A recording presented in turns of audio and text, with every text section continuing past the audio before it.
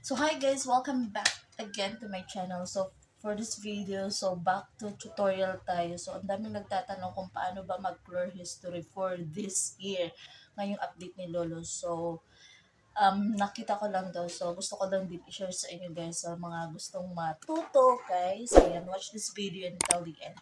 So bago na mag-intro muna.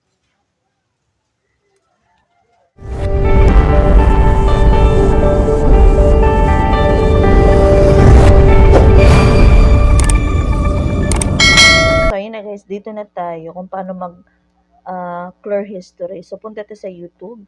Click natin yung ano natin, yung ating profile pic sa taas.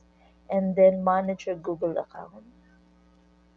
So, ayan. Click natin yung data and privacy. And then, scroll down tayo guys. Ayan. Click natin yung arrow na YouTube history. So, click natin yan.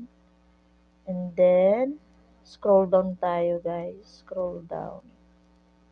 And then, click natin tong manage history. So, ayan. So, ayan sa baba, mayroon dyan today. So, yan po ang napanood ko ngayong araw. So, sa taas, merong delete. So, click natin yung delete. And then, click natin yung delete all the time. Ayun.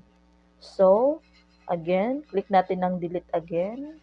And then, get it. So, yun lang guys. Madaling-madali lang kung paano mag-clear history. So, refresh tayo.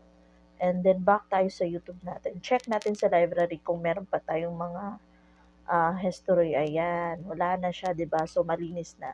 So, that's it guys. Thank you for watching. Sana meron kayo natutunan sa video ko. See you in my next vlog.